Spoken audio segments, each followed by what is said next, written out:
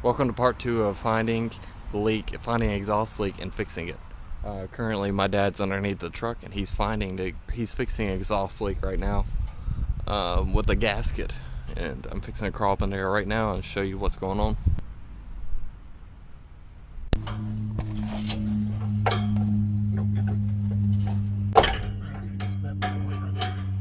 Might be a...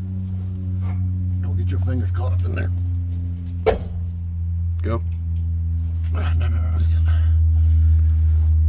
put my foot on it. Go for it. Woo. That was close. Don't get your fingers in there. I'm not trying to.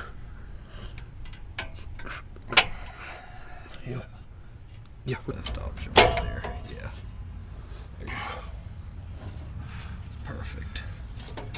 Now get a clamp on it and then that should be it. Good idea to wear safety glasses while you're doing this. Yeah. Safety first, kids. Yeah. Clamp the sucker together. You know, we have a clamp. Vice grips.